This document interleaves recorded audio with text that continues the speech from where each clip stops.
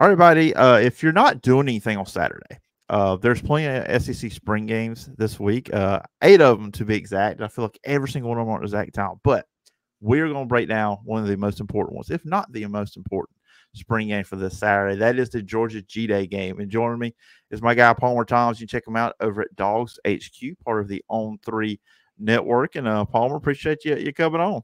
Yeah, we were just talking about it. It's an interesting time of year where, you've got football spring practice that's wrapping up. Basketball season, goes into March and April. And, baseball here in the Southeast is certainly something that's got a lot of attention. And then, oh, by the way, if you're in the Peach State, you got a little bit of a big golf tournament this weekend too. So just a little bit there. So it's going to be interesting to see the turnout that we have Saturday, in Athens. Not only are they doing some stadium renovations, so I think half of it is probably going to be blocked off.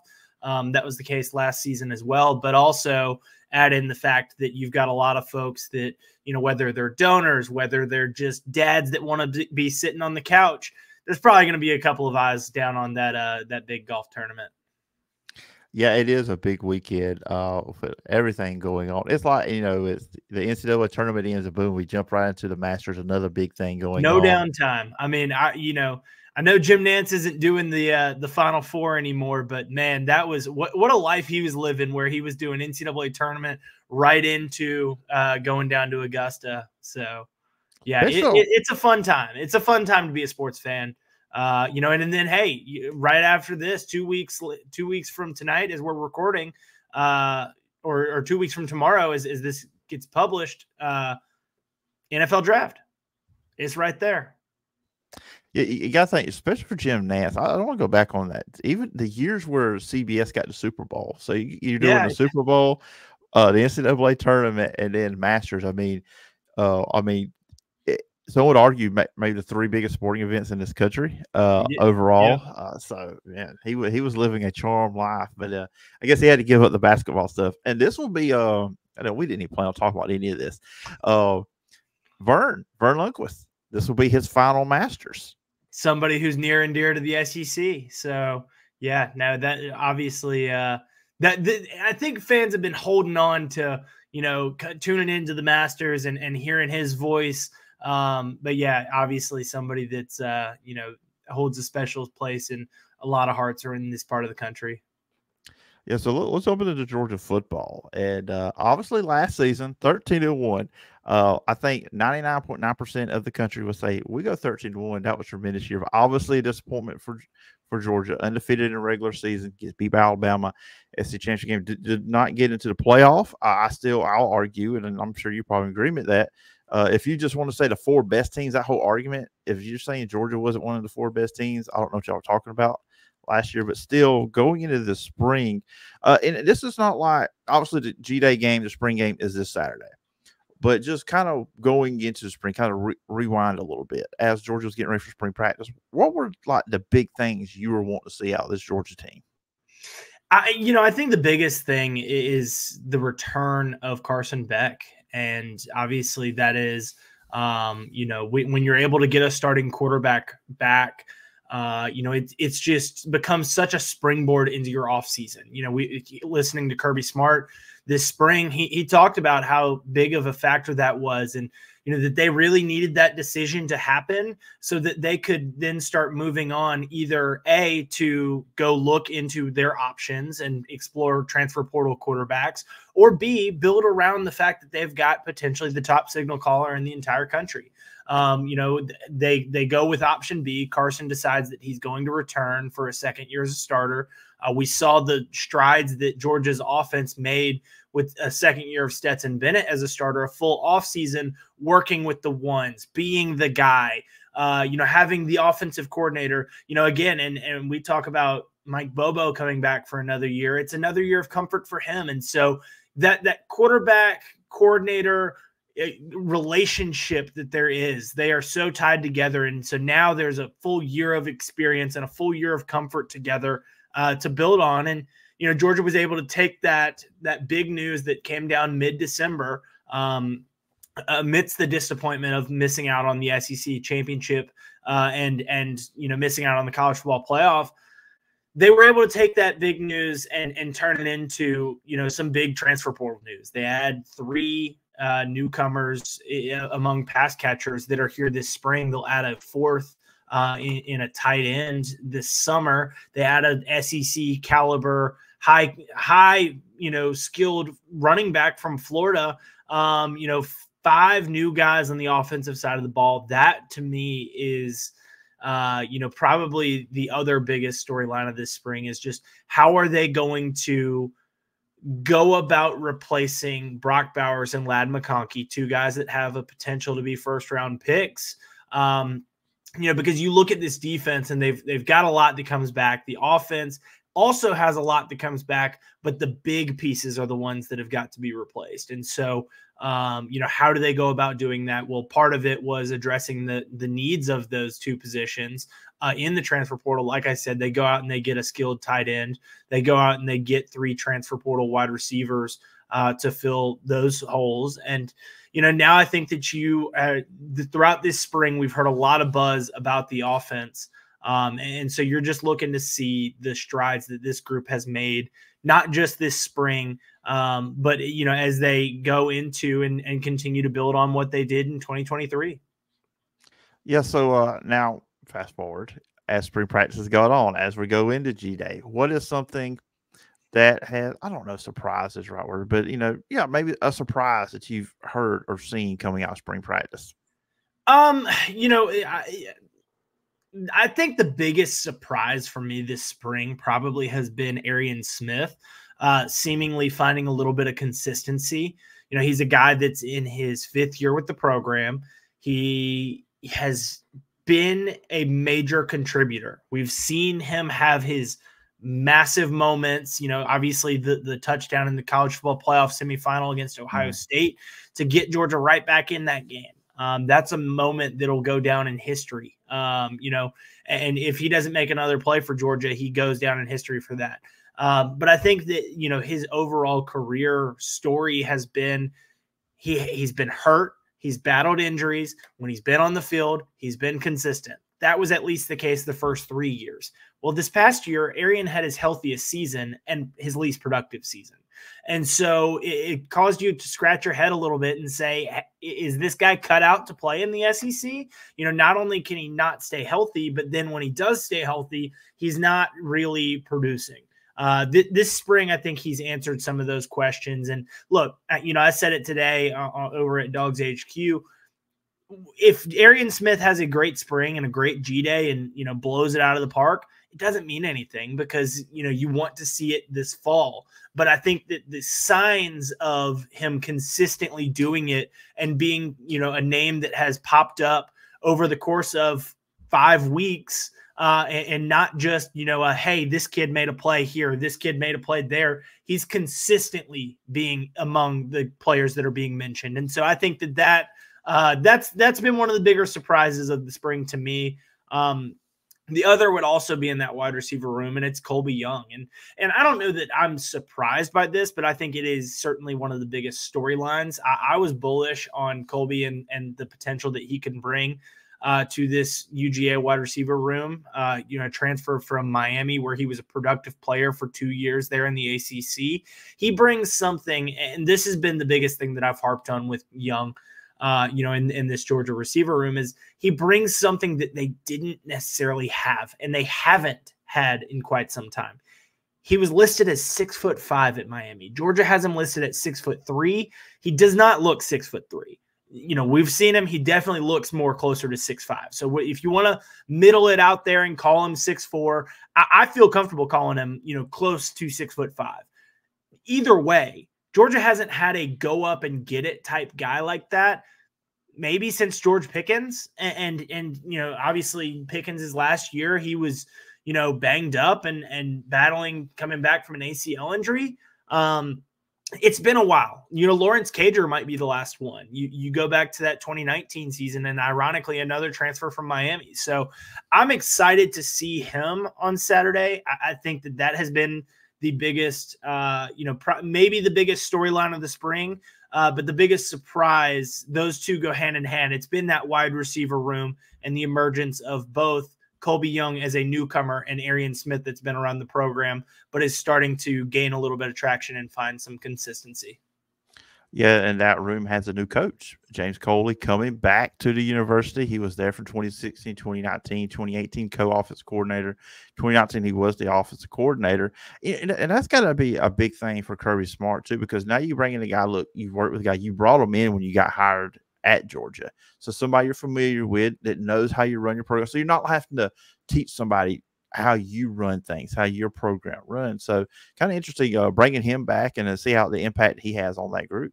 Yeah, I mean, and I think that sometimes a player like Arian, is somebody that has heard the same message over and over and over again. Sometimes a fresh perspective on things, it kind of gives you a new lease on life. And so, that I think that's exciting. I think on the defensive side of the ball, bringing in somebody that hasn't been around the program, but has been around coaches of the program, and B, programs like this program, T-Rob, Travaris Robinson in the secondary to replace Will Muschamp. Obviously, those two spent a lot of time together, and Kirby and Will have spent a lot of time together. But then T-Rob was at Alabama, and so he was in a Nick Saban, Kirby Smart type defense. He knows what the expectations are at a program like Georgia. That's another huge addition. Georgia brings in 4 new assistant coaches this offseason. After last year, there were 0 new assistants to the program.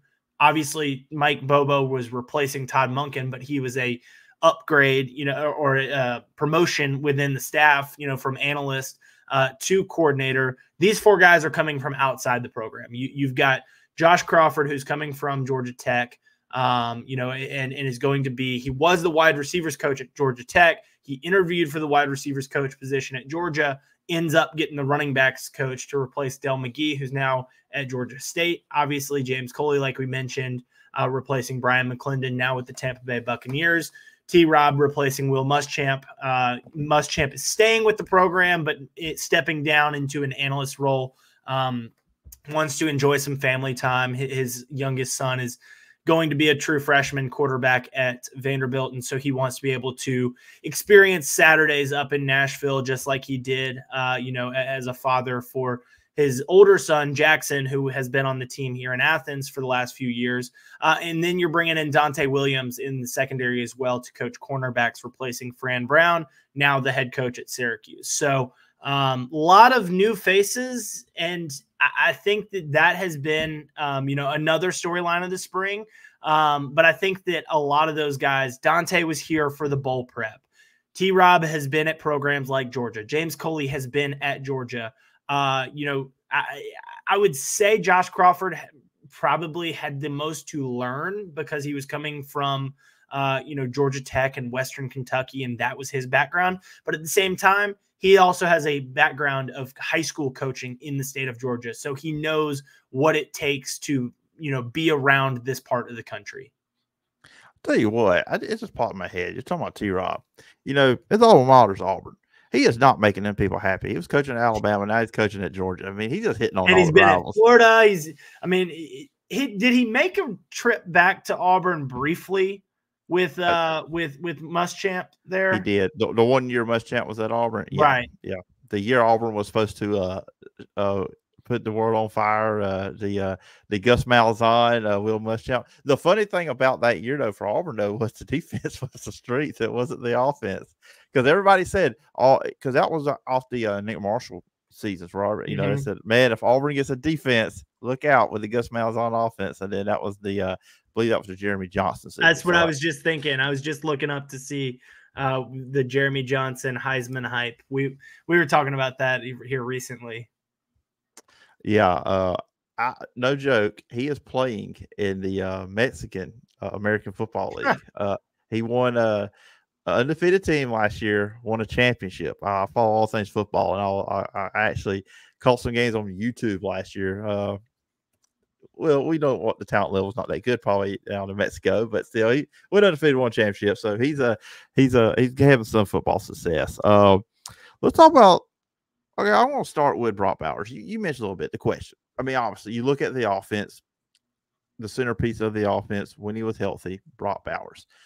And I still say this, and Alabama fans are about to get mad at me. Anybody listen to this or watching this? I honestly believe healthy Brock Bowers, Georgia beats Alabama in the SEC championship game. That's just my feeling on that one.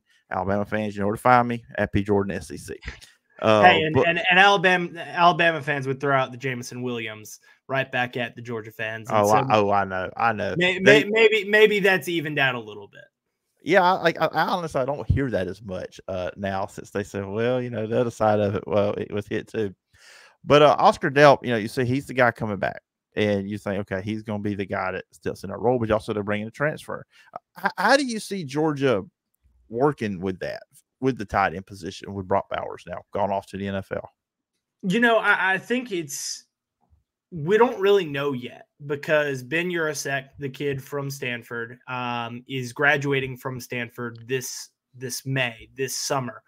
So he still has not been on campus and been with the team. So how is he going to fit in? I think, you know, based on what he did at Stanford, I think he's going to fit in just fine. I think that he's going to fit into that Brock Bowers role. And you're going to see Oscar Delp continue to play the Oscar Delp role. And I think that Oscar Delp in that secondary tight end, bigger blocking threat, a guy that has really bought into that, you know, in having to replace Darnell Washington last year, that's where he made his name, you know, and really bought into the fact that he had to develop as a blocker. So, you know, I think that they will expand that role. And, you know, Oscar's best games came when Brock was not healthy. That makes sense.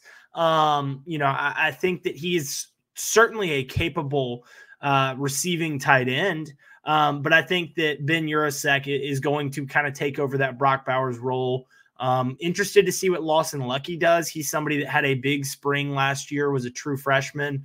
You know, in his first couple of months last year, was on his way to a big fall camp before suffering an ankle injury that required surgery. He came back. He was behind. You know, he had a lot of confidence that he had to regain. So I'm interested to see what he can do with the full off season. And, you know, getting back to full health and again, more opportunity in that tight end room. Look, the tight end position is still going to be a very important part of Georgia's offense. And I think that they have shown that through the way that they recruit. They are going to continue to make that tight end position important. Whether it's Oscar Delp or Ben Urasek or Lawson Lucky, they are going to find a way to keep that position involved because it just creates mismatches. When you have guys that are that big and that athletic, it makes life really, really tough on the defense. And, you know, you talk about receiver and you talk about Trevor Etienne coming in. That's a big get. I mean, over 700 yards. And he was sharing the role at Florida at running back, 14 touchdowns. So you've seen what he can do.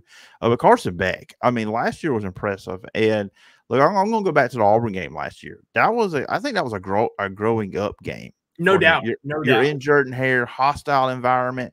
I mean, Auburn had them on the ropes, and then they're in the fourth quarter just making the throws, bringing Georgia back. I mean, yes, Brock Bowers big part of that, but still, he's got to get the ball to Brock Bowers, and he did not fold. I mean, throw an interception early in the game.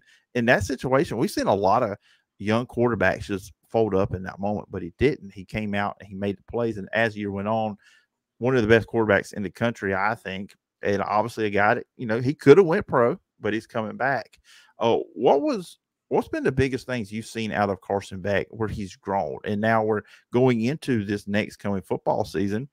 He's going to be one of the guys we're going to talk about for the Heisman Trophy. It's the confidence. And I think a lot of it, you're right to circle back to that Auburn game because that was his first road start. That was the first time that he really faced adversity there. You know, I guess Georgia trailed against South Carolina, but it never really felt like Georgia was going to lose that game. There was a lot of feeling that Georgia could lose to Auburn because of that road atmosphere, because of how tough it is to play on the Plains. You know, and I felt like that, like you said, that was an opportunity for him to grow up. That was an opportunity for that team to grow up. You know, and Georgia's going to have opportunities to grow up this year. You know, guys that are stepping into those bigger roles, whether it's to replace Brock Bowers or to replace guys in the secondary where they've got 3 off to the NFL with Kamari Lassiter and Tyke Smith and Javon Bullard. You know, guys are going to have to grow up all around this Georgia team. When you're as talented as UGA has been and you are putting as much into the NFL as UGA is doing on an annual basis, guys are constantly having to grow up, and also guys that, you know, are stepping up for other guys that have transferred off to other places. You know, but for Carson specifically, I think that just that confidence has grown. And I fully expect it to continue to grow. You know, again, I go back on what I said about Georgia and that jump from 2021 to 2022 offensively. Stetson Bennett was so much more comfortable and so much more confident that he was the guy. I don't know that Carson questioned that he was the guy as much, because he's certainly physically capable of making those plays. He showed that time and time again last year. You know, so I don't think that there was maybe as much doubt with Carson. But I think that, you know, just another year of comfort, another year of growing into that leadership role, it's only going to help this Georgia offense. And I think that, you know, again, like I said, there might be growing pains early on, having to figure out an identity, replacing a guy like Brock Bowers that has been the identity of this Georgia team the last 3 years. But I think that, again, they've got the talent and they've got a quarterback that when you've got a guy like that, he can bring that confidence and, you know, make guys believe that they are capable of doing it. It helps, you know, from a quarterback's perspective, it helps to have the players around him. You know, but I think that so much is put on the weight. So much weight is put on the shoulders of that quarterback to make the plays. And, you know, knowing that you've got a guy like that, you know, if you're a skill player, a perimeter player for Georgia, it's a lot easier to step into, you know, that kind of a role than it is the one where all eyes are on you at quarterback. And so I just expect the confidence to be, you know, exponentially better for Carson this year. You know, and I think that, again, it'll take time for him to develop, you know, the chemistry and the comfort level with some of these new guys. That's what spring practice is about. That's what this summer is about. That's what those early games are going to be about. Now, it's not like Georgia, you know, eases into its schedule as much as it is, as much as it did last year. You've got Clemson in the opener. You've got a road game at Kentucky early on. Oh, by the way, you have Alabama in the first month of September there. You know, Texas is in your first half of the season. It's not like Georgia's easing into things, but when you have a quarterback that has been around the block like Carson has been, I'd feel a lot more confident about this team and this offense specifically going into 2024 with that confidence. Yeah, and you hear it all the time, you know, the NFL level, and I think it's that way in college too. A team that has that guy quarterback, when you're in those tough games, it's a fourth quarter tie game, or maybe you're down, or you're maybe barely up in the game. If you got that guy, that gives confidence to the rest of the team. Hey, we're going to win this game. So, like you said, a team like Clemson, you're going to Tuscaloosa, going to Texas. If any of those games are dicey going into the fourth quarter, you got to look at this team. It's like, okay, yeah, we're down and it's not been the way we want it to go, but we've got that guy behind center. You're going to be able to look at Carson Beck and there's not going to be any fear, any doubt in his eyes that he is capable of making the plays to get Georgia either back in that game or get Georgia over the top in that game. Yeah. So that is a very, very exciting part of this football team. Defensively, you know, we've spent a lot of time on offense. I've kept you a few minutes longer than I said. I think we always go a little longer than what we initially planned. I know for me, a couple things I mentioned with Georgia. Michael Williams going from defensive end, look, they're trying to at linebacker. That's an interesting thing. And then the secondary, you lose Kamari Lassiter, you lose Javon Bullard in your secondary. Obviously got, you know, Starks and Everett coming back. What are some what are you going to be paying most attention to with the defense? What's the biggest storylines you think there? Yeah, I think for Saturday specifically, you've got to grade this defense on a curve because they are going to be without Smile Munden, who's an All-American caliber inside linebacker. You're going to be without Malachi Starks, who is an All-American at safety, potentially the best defensive back in the country. I think that so you grade those guys on a curve a little bit, knowing that hey, you're a guy that makes a lot of things right is not going to be there. And so if things go wrong, not to mention the fact that you're going up against a quarterback like Carson and that offense that we've been talking about for 20 minutes now, they're going to get tested. They're going to get beat. Not to mention it's an air show. That's what G-Day turns into. That's what all these spring games turn into. You don't necessarily want to put the tread on the tires. You don't want to wear down the tread on the tires in a game like this with those offensive linemen and those running backs and just the physicality that it takes to run the football. So Georgia is going to be asking the quarterbacks to throw a lot. That's also asking these young secondary to make plays and to do it consistently. And so I look at, Julian Humphrey and Daniel Harris, two guys that both flirted with the transfer portal, both decided to come back to Georgia. They are competing for that cornerback spot opposite of Dalen Everett. I'm excited to see the kind of jump that Everett takes. I think at a lot of times last year, he caught some criticism. But again, when you're opposite of Kamari Lassiter, teams aren't going to throw it a potential, first round, day one, day two NFL draft pick. They're going to throw it the guy that's in his first 5 career starts. So I'm excited to see what Dalen Everett does. Talk about that confidence, just the amount that you're able to gain over the course of a full season, coming back, knowing that you're capable of doing it. Interested to see how that kind of works in the secondary. Georgia is more than willing to rotate guys, especially when you've got as many as they do. Do we see the 2 5-star freshmen that are in the secondary, KJ Bolden and Ellis Robinson? Janelle Aguero is somebody that had a lot of excitement about him coming out of high school just a couple of years ago. And now he's, stepping into a spot where he is going to be one of the guys, whether it's at safety or at star. Georgia is going to be counting on him. So very, very interested to see kind of how that secondary plays out. You mentioned Mykel Williams at linebacker. The linebacker position, on the inside, you've got, again, Smile Munden is coming back. He won't be there. CJ Allen and Raylan Wilson played a lot of snaps last year as true freshmen. Excited to see their development. Jalen Walker is somebody that plays on the inside, but also, is a little bit of a hybrid guy. He calls himself, he's not an OLB, he's not an ILB, he's an HLB. He's a hybrid linebacker. And Georgia, he likes that. He likes that role.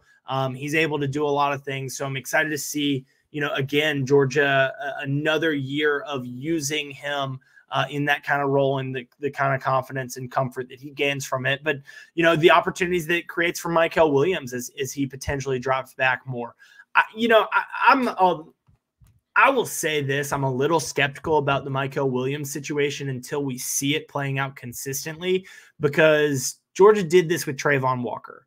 Georgia recruited Mykel pitching, linebacker as part of the plan for him. He's had his hand in the dirt a lot and majority of the time. And I would still imagine he's going to have his hand in the dirt a lot. He told us this spring his primary position coach is still Trey Scott, Georgia's defensive line coach. He's still working and with the defensive lineman majority of practice. I think somebody as skilled as him, they're going to try to, in first and second downs when run stopping situations are there, they're going to try and put his hand in the dirt and have him play that line of scrimmage. But then I think that when Georgia has been moving him inside to pass rush from the interior, maybe you let a guy like that stay out on the edge some. And so that's where that outside linebacker type situation comes in. But, whether it's him, whether it's Damon Wilson, who was another 5-star at that position, Georgia's got a lot of options. I think that they are going to be much, much better rushing the passer, with those guys. And then a veteran group on the defensive line. It's a group that, I would say I've got a little bit of doubt about, but I think at the same time, some of the expectations of Georgia fans and folks that watch this team on a very frequent basis, the expectations might be raised a little bit because of what we saw in 2021 and what we saw with Jalen Carter. The last 2 seasons prior to 2023, you had 4 first-round defensive linemen in Jordan Davis, Trayvon Walker, Devontae Wyatt, Jalen Carter. Georgia didn't have that in 2023, and I'm not sure that they have that in 2024 either. But they're going to have experience. They're going to have veterans, guys that have been in those roles, and so how much do those guys grow and how much do the guys behind them continue to develop to potentially make that room that much better? Those are the storylines on the defense. Again, I think that G-Day, spring games, it's really hard to judge the defense because they are put in situations that they probably aren't being put in, on a regular basis during a game. Just because it's not realistic. You're not rushing the passer, full speed ahead and taking down a quarterback. You're not facing the run as much as you would. So add all that onto the fact that you're going to have 2 All-American caliber starters on that defense that won't be suiting up. I'm judging this defense on the curve on a curve Saturday. Yeah, and in that end of the day, these spring games are for the fans. Yep. Because I heard them even talk about this past Saturday watching the Auburn 8A game. The announcers joked, they said, do we have to have people here? Like basically Hugh Freeze would rather have a regular practice, not this. I think all coaches are that way. So, yeah, you're going to throw the ball more because you do want to put on a show. You want to learn some stuff about your team, obviously, but you also want to put on a show for the fans. And then it's about the young guys. It's about getting some of those. So, again, I mentioned those freshmen. Georgia's was the #1 ranked recruiting class. So I think that those guys are going to have their first opportunity to suit up in front of the fans. It's about showing the fans. Yes, it's about getting your team better and using that as the 15th, spring practice session. But it's about entertaining those fans too, and giving them a taste of what this team could look like in the fall. And part of that is going to be those true freshmen. Yeah, so it's going to be interesting. Everybody can check it out Saturday, 12 o'clock Central Time, 1 o'clock Eastern, over on ESPN Plus. Most of the SEC spring games are on streaming, but Palmer's been a lot of fun. I think we are all smarter about the Georgia football team now that I've had you on the show. We now know how the depth chart should look and all the different players. I appreciate you coming on as always. But listeners and viewers want to follow you online. Where can they find you and all the work you're doing? Yeah, it's at Palmer Thombs, PalmerThombs, on social media, and then at DawgsHQ at DawgsHQ. Like I said, we've got a great crew over there, an exciting time. Always stuff going on in the Georgia sports market, whether it's football, basketball, baseball.